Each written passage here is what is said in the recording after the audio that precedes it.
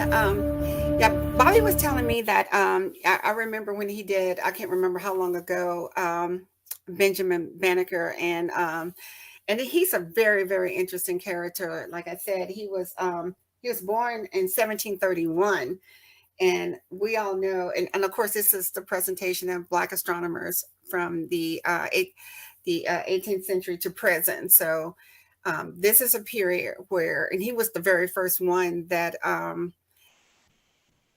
you, during the period where he was born, where blacks were not free, blacks were not educated. Not only were they not educated, it was illegal for them to read. Not only was this man educated and could read, but he was also an inventor.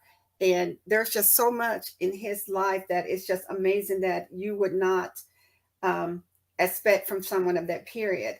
He was, like I said, he was born in 1731, but he was a mathematician, an author, and a land surveyor. And as a matter of fact, he was actually one of the people who actually helped survey DC.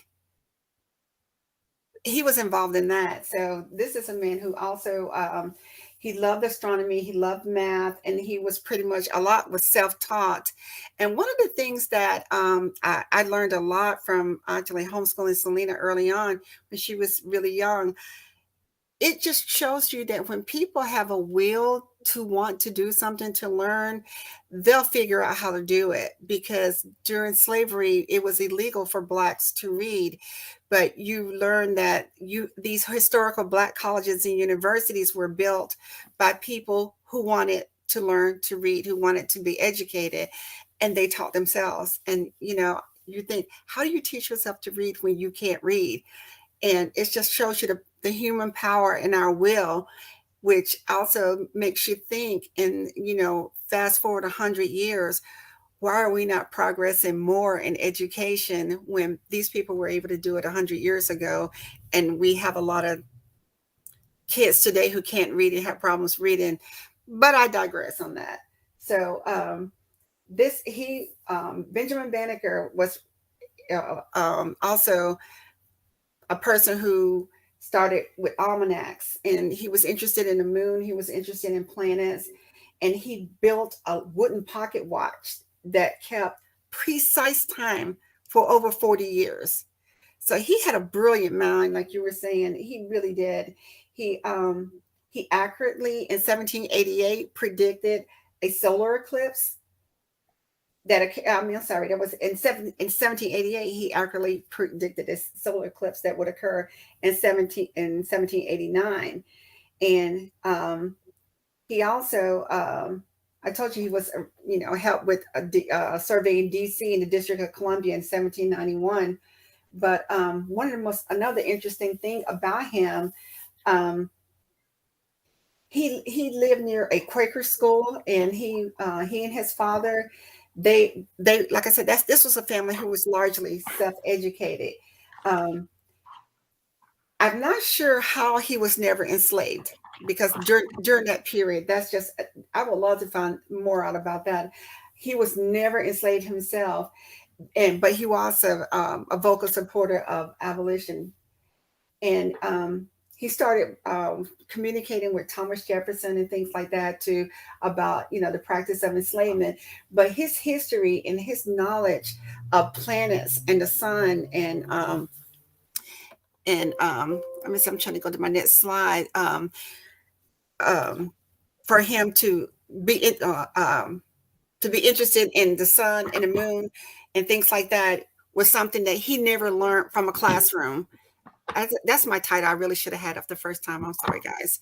But this is a photo of him, and this is a photo of one of the clocks as well. There were several different photos of him, and I was amazed that I could find photos of him. And there's another Black astronomer much later I could not find a photo of.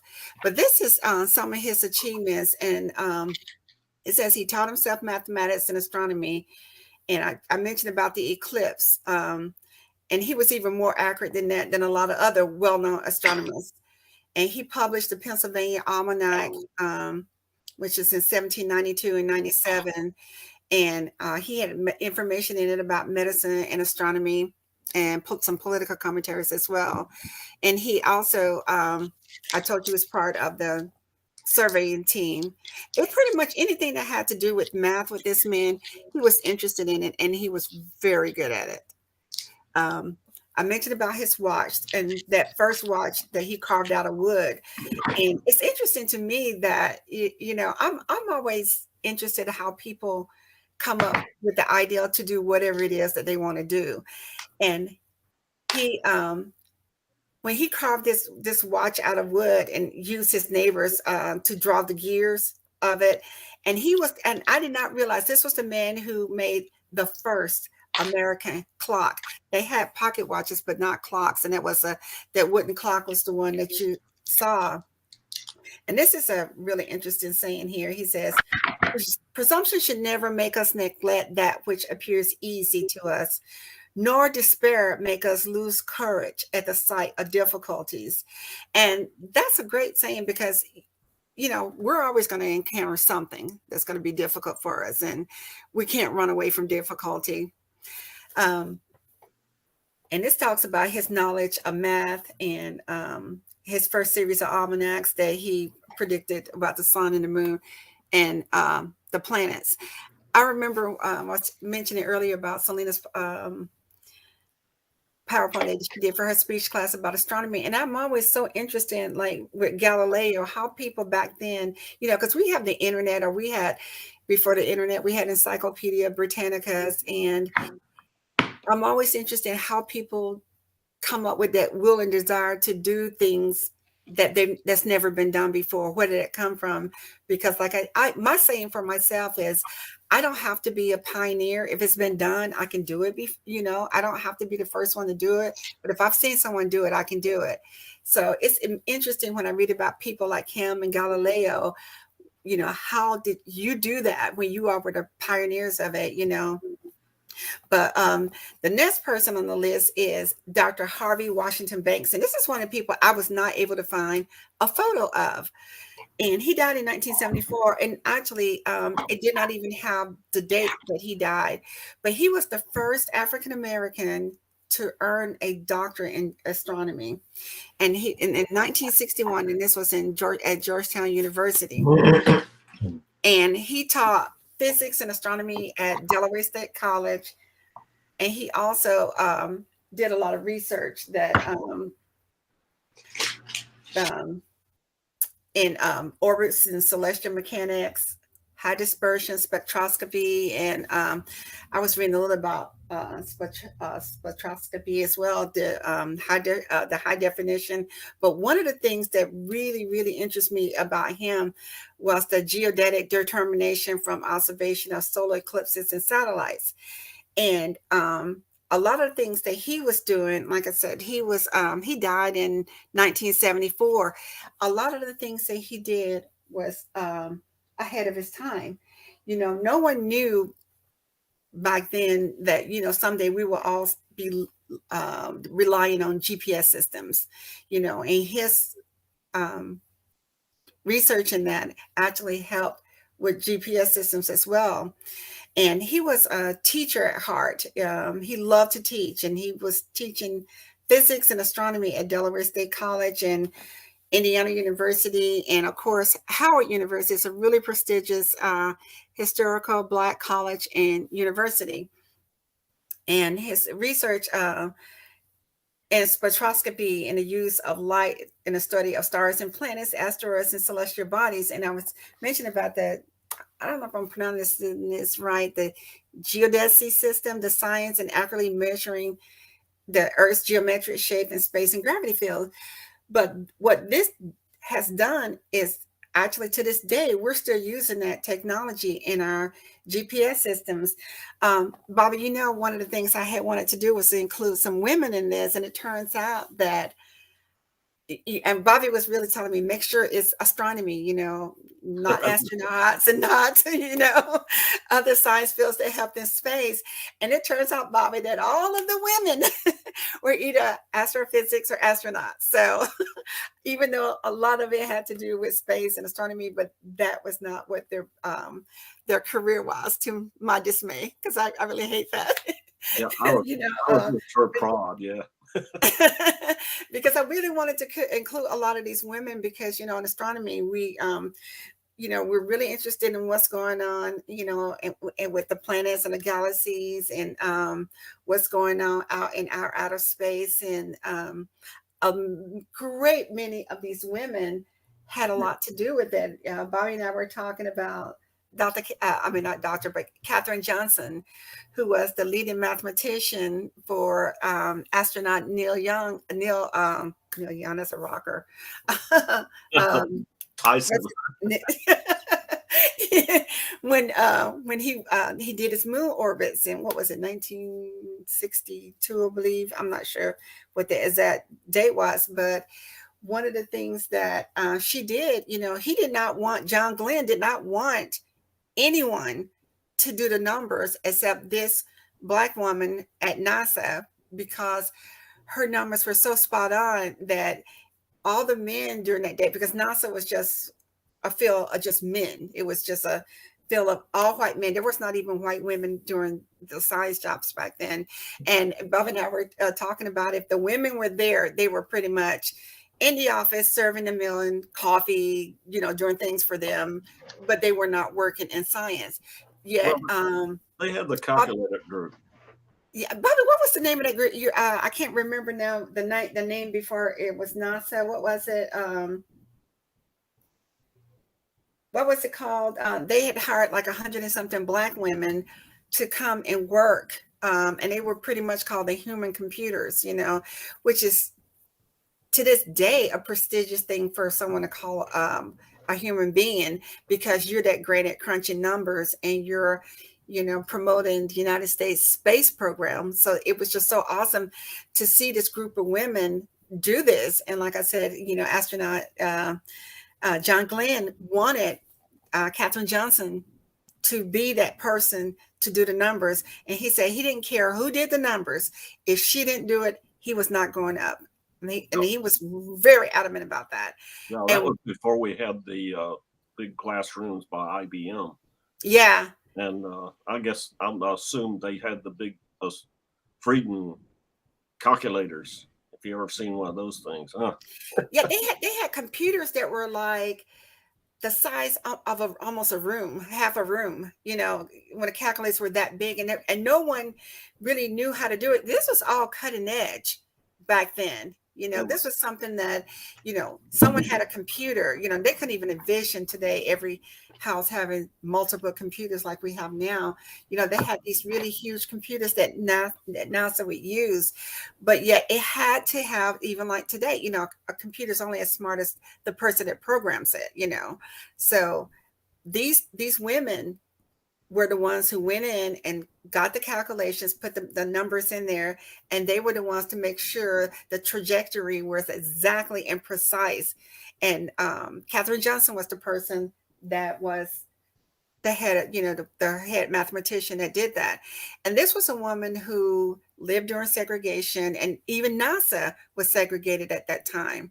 So, they could not use the same bathrooms as, the whites that worked at NASA. They were not respected. And I was telling Bobby, I believe had they been white women, they still would not have been respected, because they were in a man's world. No.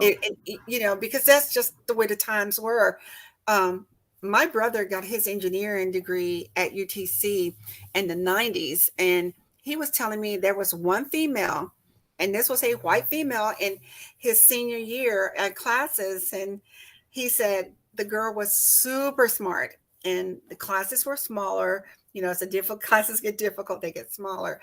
And he said the instructor, who was a male, will call on guys who didn't have their hands up. And he was like, nobody ever raised their hand in that class. No one ever knew the answer, but this one white female, and he would never call on her. And he said the students loved her. They all studied together. It was no big deal. But this instructor was still in that backward mindset that engineering was a field for men. And one guy raised his hand one day in class, and the instructor called on him, and he pointed to the female student and said, "She knows the answer." And he said that kind of broke the ice from there on, to let everyone realize we all see what you're doing. You will not call on this female. She knows it. She's super smart. But he did not like her in that male dominated field. And unfortunately, it happens, it goes on. But one of the things that I think came out of that movie, Hidden Figures, I wish, it had, we have a program, you can't get up on a Saturday morning and see programs that are pushing females to go into STEM and science. And had we known, I think, even though I wasn't born yet, but back then when this was going on at NASA, that all of these females and these Black women, I think it would have encouraged not just Black young girls, but white young girls as well to go into math and STEM, that we wouldn't be talking about it like we do now, that it would be normalized. There was one TV program called Mr. Wizard, and he had young ladies on it in the 1950s. And so we had junior high school girls that would come and help him with the experiments on TV. And so that was one representation, but how it took or not, I don't know. But do you have your slides in the right order? I'm sorry, Academia. No, Bobby, you're right, because even now, you do see more. It's very normalized. Selena's differential equation class, it only had 8 students. Well, one of the males dropped out. It was 3 females, and only 2 of them passed. Selena and one other young lady actually passed the class. And so you do see more females now in engineering, like in her engineering class that she's in. She's one of 3 females. One of 3 females in one of those classes. So it's getting there. And our next astronomer that I'm looking at, Dr. Neil deGrasse Tyson, that is one of the things that he has done early on, was he wanted to, push young people to go into science, to go into astronomy, physics, study astrophysics, because he was so, amazed by the solar system, by the sky, just looking up. And, that's just one of the things that I told Selena when she was doing her PowerPoint for her speech class. And, she was asking about some of the things, what she could talk about. And I say, well, everybody goes out at night and looks up at the sky. And it's huge, it's enormous, and it's beautiful. And everybody begins to wonder and to think. And so, one of the things that you can do is just, answer some questions about what's out there, and it just, it's a difficult field to go into. But when you just want to talk to people about it, you want to talk about, this is what you're seeing, and just kind of bring it to a level. We're talking to the world on YouTube, so you need to who Selena is. Oh, Selena. Oh, yeah. Selena, my daughter, who is was studying astronomy and now as aerospace engineering. Yes. Yeah. So we're not just talking to our group. Yeah. So yeah, when she was studying that. So I was telling her to, answer some questions about the natural curiosity that people have when they're looking up at the sky. And that's one of the things that Neil deGrasse Tyson did. And I think he did it really well, because when he speaks to the general public, not just the scientific community, but when he speaks to the general public, you would never think he was, he talks to people in a way that they can understand. You walk away saying, I learned something, and his background is, he went to Harvard. He got his first degree in astronomy from Harvard, and then he went on to get a master's at the University of Texas before studying and getting a PhD at Columbia University. And I believe that's why he's on Nova a lot. He's on, he was on the program Cosmos. And if you ever watch Cosmos, it's a really interesting program. And if you have it on for 2 minutes, you'll get hooked at what you're seeing. And, Bill Nye is on there as well sometimes. And they're just talking about different things that's happening in our solar system and in space. But I probably, of everyone, there are so many different astronomers that I could talk about. And Bobby told me to make sure that I limited it, because I was like, there's just so many great Black astronomers and people out there. And Neil deGrasse Tyson is probably the most famous. And everyone knows his face, even if, you don't know a whole lot about astrophysics. But one of the things that he has done is, I think he's normalized the field of astronomy, and I did not know until I was doing this research, after he did his postdoctorate work at Princeton University. He worked at a planetarium in Maryland. And while he was at this planetarium, they had a fundraising program, and quite interestingly enough, they redid everything. And I did not realize he wanted them to remove Pluto as a planet. and this is back in 2000, I think, around that time. And then the International Astronomical Union turned around and go, you know what? Pluto is a dwarf planet. We're going to take it off. It's not one of the major planets here. So that was really interesting. And I had no idea about that until I was doing this research about him. But a lot of people did not like that at all when that happened. So another thing, too, I didn't realize that he was appointed by President George W. Bush in 2001 as a presidential advisor, and to help, with the space, the commissions about the space program and aerospace industry, and examine the U.S.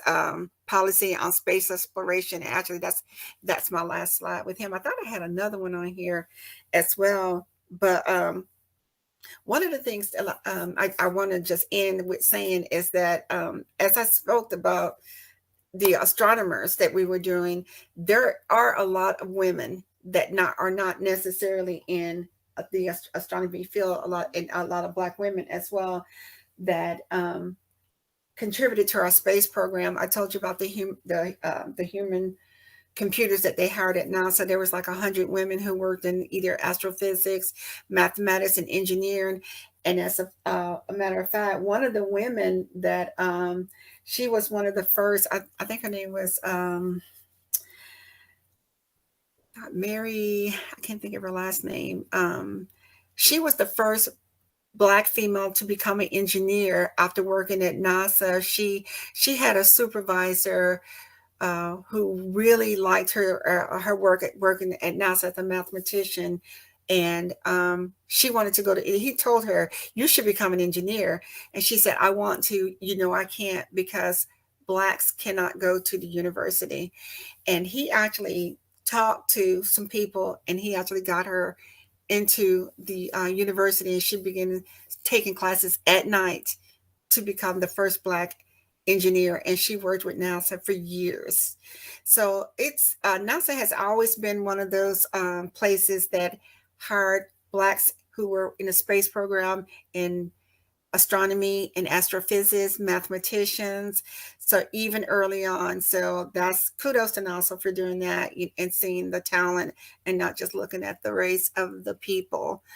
So you told me also about one of the women that came up with the GPS system. Yeah. Let's see, what was her name? I know that woman's name. Let's see. I think was it Dr. Brown? Oh, I think it was Dr. Brown. Her name was Beth A. Brown. Yeah. That I think that was her. She actually also helped with the GPS systems. And that was just to see her and Benjamin Banneker both, that is just so interesting, work that we never thought we'd still be using to this day. So that's I'm pretty sure that that was her. She worked Beth Dr. Her name was Dr. Beth A. Brown. She was a NASA astrophysicist as well. But I'm pretty sure that was her because she was the one of the ones that I did in the for the newsletter.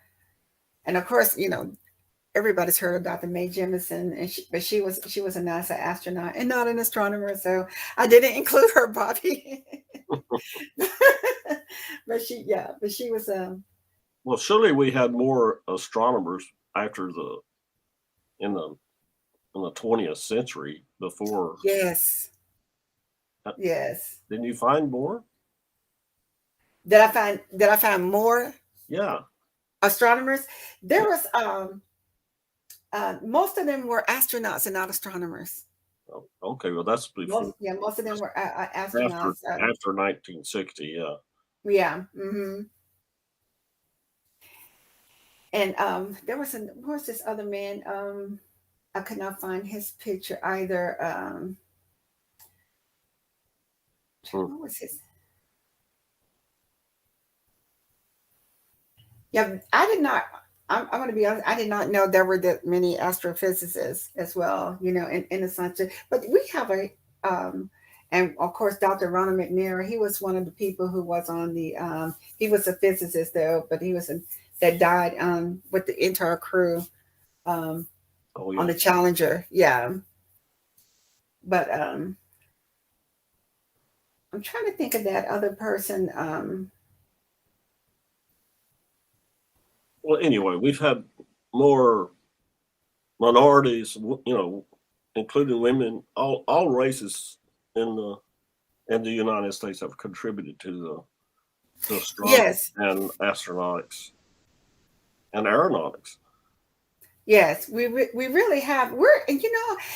And that makes me really proud as a country to be able to say that and have that and have it ongoing. One of the sites that we look at a lot is women in engineering, aerospace, and aeronautics, astrophysicists, and the field is so huge. I never thought it was as big as it is. So I almost think there are probably more, Bobby, women in probably astronomy and aerospace than there are in engineering as a whole. Yeah. Well, anyway, one of the things I remember an advertisement by Howard University, which I've been to a long time ago. It says, "A wonderful mind is a terrible thing to waste." And that was in their ad when they were trying to get more students to Howard University. And this goes to show that it is. If everybody should include it in all education and all fields. Yeah. Yeah. Well, when I think about, like I said early on, the historical Black colleges and universities, and a lot of people do not understand why those schools existed. And they existed not because Blacks wanted to be segregated in a university system away from whites. It was because they could not. There was one woman, I can't remember her name, at the University of Alabama. She was the first Black admitted. This had nothing to do with the space program, but after a couple of days, they had to expel her for her own safety. Well, she's back in the news again now because they were putting her name on the school. She was able to come back later. I'm not sure what the time period was, but the thing is, when you want to learn and you have a desire to read, you know, like what is this man's name? Oh God, I can't think of his name now, but he was with the students who built the very first. Not Howard University, but what is the name of that university? I'm gonna think of it in just a second here. It was well, it wasn't Howard. I can't think of it right now, but he He wanted, they wanted to learn to, not only were they building the school, they were also fundraising to get books that a lot of times they could not read yet. And we are so blessed in this country, even with the past history that we have, of slavery and illegal to read. But when people really want things to change and they really put their minds to it, they made this happen. And I think only in this country could that have happened. When you had to fight for an education, like you said, a mind is a terrible thing to raise. I remember growing up hearing that slogan, and I did not know, Bobby, that was from Howard University, but I remember hearing that a lot when I was at elementary school, that saying.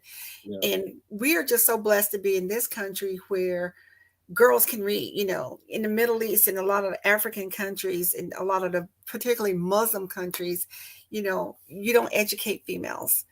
And the very fact that we're able to not only get an education and learn, become supervisors, and a lot of countries like Afghanistan and other places are looking and saying, no, we need to educate women as well as men. We are really blessed and to be able to see that women can play a role in accomplishing and leadership and have just as much power and know how to do the job as a man. So we're blessed in this country to have that, with all the problems that we have and a lot of things that need to change, but that's going to be everywhere. So no place is perfect. Well, I wouldn't want to be anywhere else but this country. And Thomas Jefferson was the founder of our education, and of course he understood that uneducated people are slaves. It doesn't matter. That is so true. That is so true. It doesn't matter, and we got Booker T. Washington, and you got to think of. That's what I'm trying to think about. That's the name I was trying to think of. Well, he was given access to, I don't know where his owner or whatever, but he was given access to his private library. And back in those days, during Thomas Jefferson and Benjamin Franklin, the thing was everybody exchanged books, and that's how education developed in the United States and around the world. You were talking about Galileo and how he figured out things. Well, there was sort of an underground, I guess, of scientists that communicated in Latin all over the world, and they, of course, they were by the mail system, which would probably take months to get a letter from, say, from Holland to Italy, where the telephone was first developed in Holland, and of course Galileo heard about it, or somebody brought him one. I don't know what happened there. That's details, but that's how it happened. And of course, a good reason the slave owners did not want their slaves learning to read, of course. And of course, the only book they had around in was the Bible, and that's and of course that's one reason it's a big, what would you say, religion is very important to most of the Black people, because that was the first thing they could read. And the sad thing about that was, they were lying to them about what the Bible said. They were telling them, well, that's the Bible says that, you should be a slave. The Bible says, you should, all these lies about, and then if you can't read, of course, you cannot argue what someone tells you. So, that is why knowledge is king, no matter what it is you're doing, whether it's having to do with your sex, your accomplishment, because even in this country in the 1950s and 60s, white women thought it was okay to have certain types of behavior from male colleagues. It was accepted. I saw Phil Donahue talking about, they were doing a show about sexism in the workplace, and he said it was nothing for a boss to tell one of his subordinates, "Oh, you look nice today. Spin around, let me see you." Oh, you could never do that today, never. Yeah. But women didn't like it, but they did it. So when you when you have knowledge about something, it helps you in every area of your life. So we are so blessed in this country to have a system where people are educated, and to have a system where even in the beginning, when blacks couldn't read. Blacks were not allowed to go to the same schools as whites, and that people fought and, Well, over segregation, that there were whites who were saying, yes, that is fair. This should not happen. So whenever I see people with a warped type of thinking, and I always tell them, look, there's always going to be some people who are going to say that is wrong. So it's not only just Black people that were saying this is wrong. There were white people sticking their necks out saying this is wrong. And I said, even more than the Blacks who were standing up for Blacks, I salute the whites who were standing up for Blacks, because they stuck their necks out to a point where it cost them jobs, it cost them relationships with family. But in the end, you will always be rewarded for standing up for right, no matter what it is. Always stand up for right, even when it costs you, because you'll sleep better at night when you see wrong. So our country, even with a lot of things that have gone wrong and a lot of things that are still wrong, but we know now that you can't just look at one group and say, oh, these are the people that are against us. No one can say, if someone's saying that, history tells us it's a lie. So we know that people today there are more people who are fair and honest and want education for all, not just Blacks, not just white, not just women, but they want to be fair to people. And you're always going to find people who are not fair, but what we can do our part. And that's the thing that counts. And when we do our part, and we can have I think it's wonderful to always look at the accomplishments that people bring, and accomplishments of Black scientists and in this country, because a lot of we weren't taught that in school. We had to learn this on our own. This is something you may hear about Booker T. Washington, you may hear about one or two people, but most people have no earthly idea of other accomplishments that Blacks have contributed to this country, because they were never taught it. And I think it's so awesome to have our space program, and to know that there were so many Blacks that were behind the scenes, and when they talked to Katherine Johnson, who died a couple of years ago, I think just shy of 100 years old, she was in her 90s, and they asked her, how do you feel now that this movie has come out about you all? She said it was never about getting fame. It was about, we were Americans and we wanted our space program to be a success.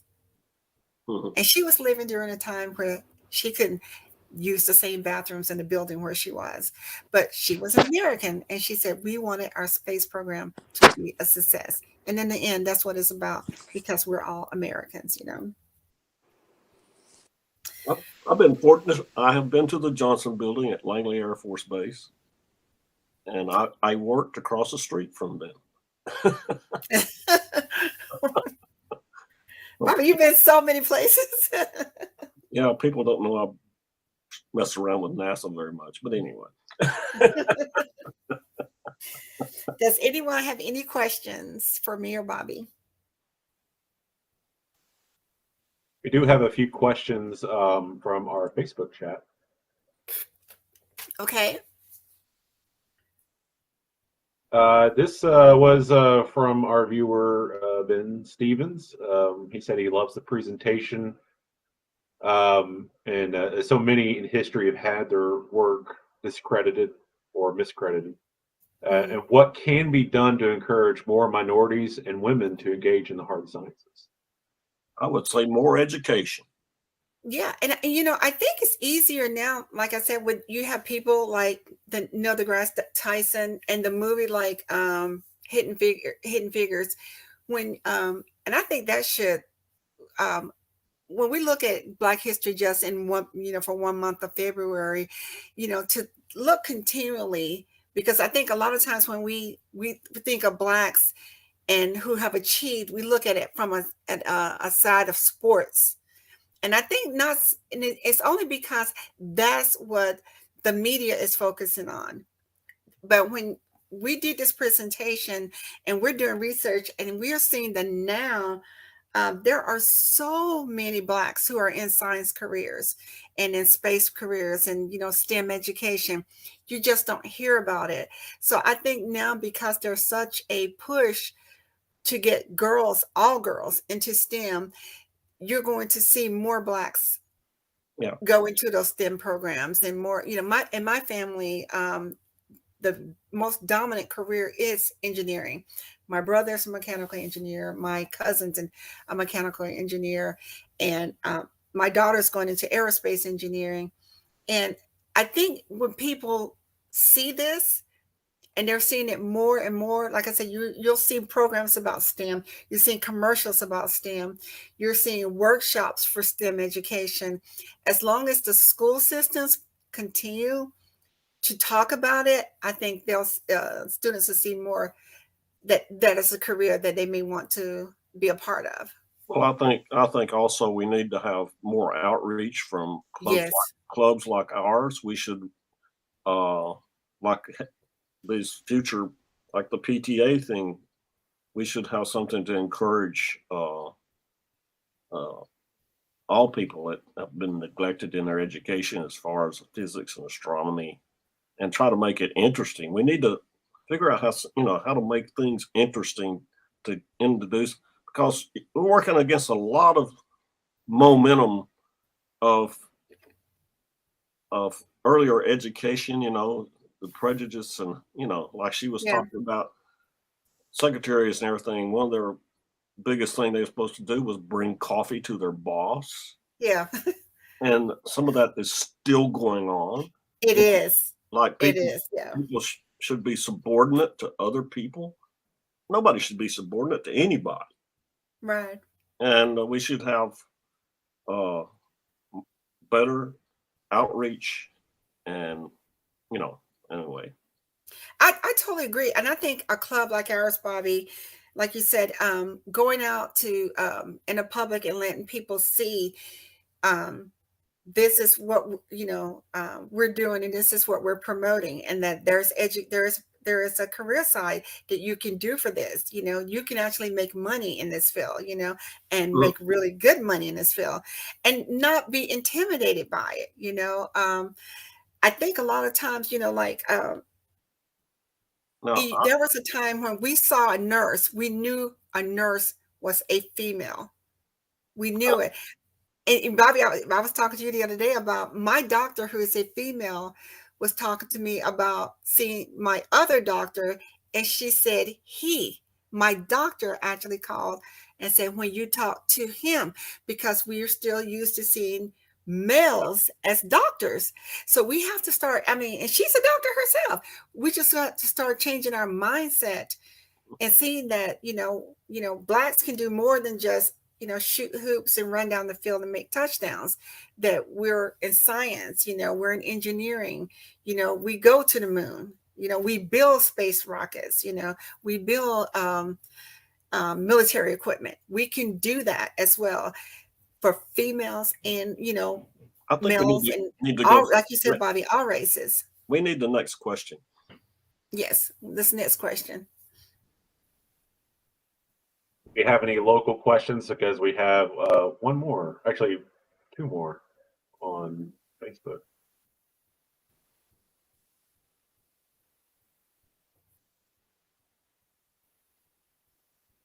Okay. So I'll do the Facebook questions that come from Angie Barley, who's watching.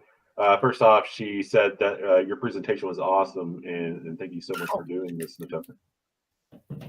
Oh, thank you. Thank you. More of a statement, but she also was wanting to know, could next month, I know next month we will probably be doing part 2 of our basics of astronomy and with telescopes, but could we do it could probably be a small presentation if need be on female astronomers for Women's History Month next month.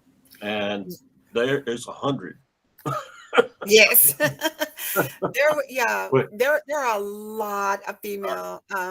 Like I said, most of them are astrophysicists. Yes. But yes, that would be great. That would be great. Matter of fact, you can't get anything from the what is it? What's our lab? JPL. Most of their spokespeople or the physicists are doing the orbits and doing the satellites and all that kind of stuff are women. Yes. If you That ever is see great. on the television, the lead for the last Mars program, I think, was a woman. And also on And SpaceX, we have. and Angie's final question. I believe the first gentleman was it Mr. Banneker? Is that his Yes. name? Yes. Um, Benjamin Banneker. Benjamin Banneker. She was looking for any reading recommendations um, regarding his life. The Wooden Watch was definitely pretty interesting. Yes. How he predicted the eclipse and surveyed You the you can Capitol. actually get a copy of his almanac off of Amazon, I think, or like it's sold in bookstores or something like that. There's also a Benjamin Banneker store.com. And it has his almanac as well. Yeah.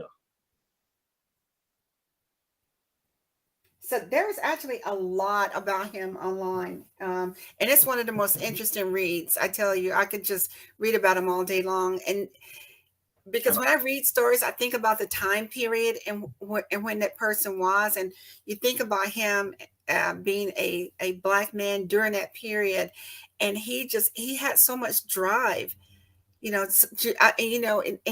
this wasn't someone who went to a private school, had a great education. He wanted to learn. It was in him to learn, much like Booker T. Washington, and that drove him. And it's just wonderful. That's why, as an educator, I tell parents the best thing you can do in our day and age, get your child a library card while they're like in first grade and let them read whatever books they want, whatever they want. As long as they're reading, get them to read, and you will have a child that will be an active reader. Your reading can take you anywhere in the world. If that child wants to read every book about dinosaurs, you may have a future paleontologist. Let them read about dinosaurs, just get them to read. I made a conjecture is that Benjamin Banneker was a contemporary of Benjamin Franklin. And of course, Benjamin Franklin published an almanac, and I don't think he got his information by doing it himself. And of course, the only one that was doing it at the time was Benjamin Banneker. Yes. And another thing about him, his tables for navigation and the like, that's one of the main reasons for the almanac, preceded what we call the Bowditch almanac or whatever for navigation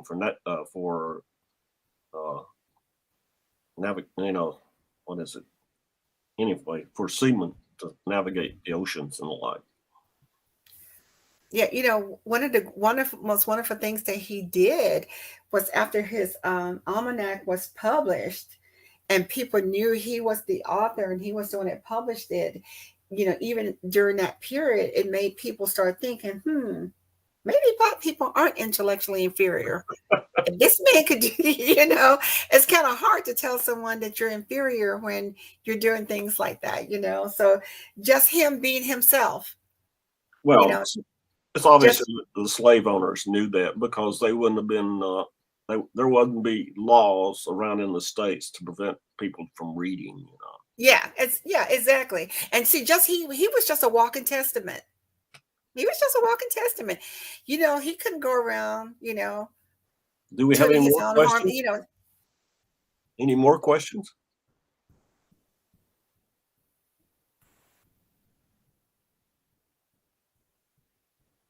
Well, a bit of history note, while we're talking about this, I don't know, most people probably don't know this, but the first slaves landed at Fort.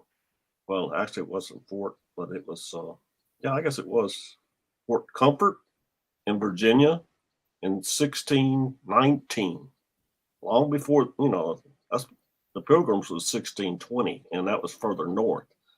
But I think there were 32 slaves that landed at Fort Comfort.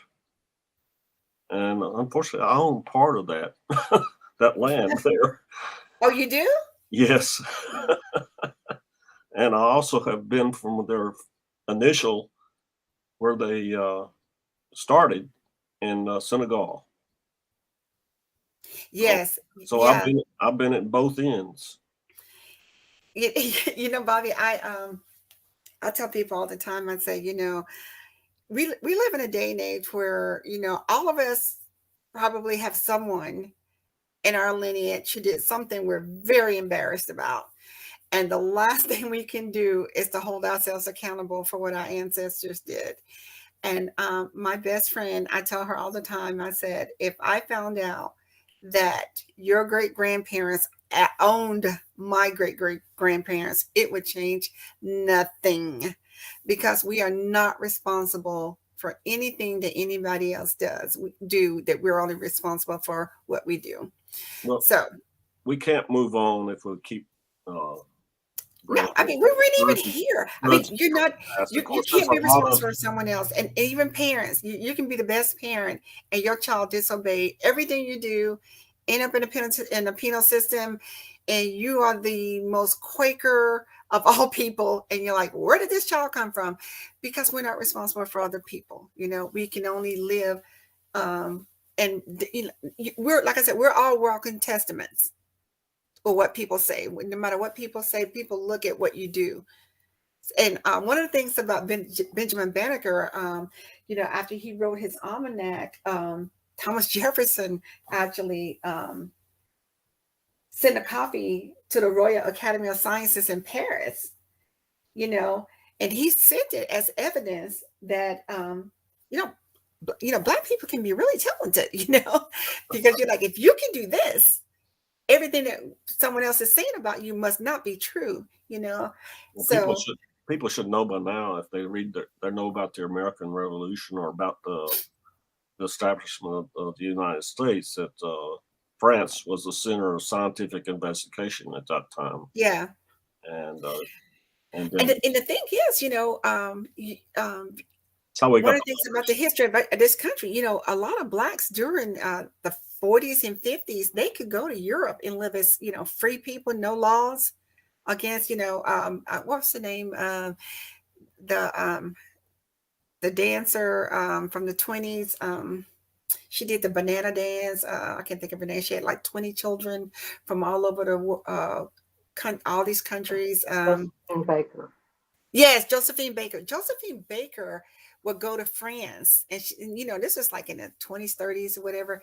She had white French slaves, housekeepers, but she would come to the United States to perform, and she would have to go to the back door, you know, and go, you know, so that people can see her walking in. But they're paying to come see her. But she was treated, you know, so different. And it was like, this is crazy. And so this is why a lot of Blacks ended up going, Black Americans ended going to Europe. You know, there's a famous fashion designer that did it as well, you know, because Blacks were treated much, much better in Europe than they were in the United States, you know. So, but even with all of that, and even now, like you said, Bobby, people should know now. And a lot of people still, I think people say mean things and hurtful things, but all around you, you know, they used to say it about women, like women couldn't be doctors. You know, women couldn't go into engineering and science. Women didn't have a mind. You know, women can't be president because they're too emotional.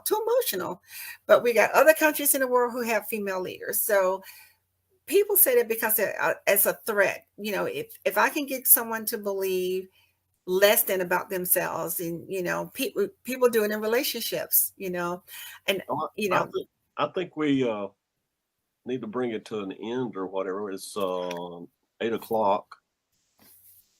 We've been on here an hour. yeah, we got some interesting stuff we were talking about. So this turned out to be talking about minorities too, you know, any kind of minority. So yeah, because you know, women are minorities, you know, as well, you know. yeah, because of the prejudices we had or misconceptions. Yeah. Okay. Can we wrap it up? Sounds good. Thanks, Absolutely. everyone. Yep. Thanks, Natoka. Thanks, Bobby. And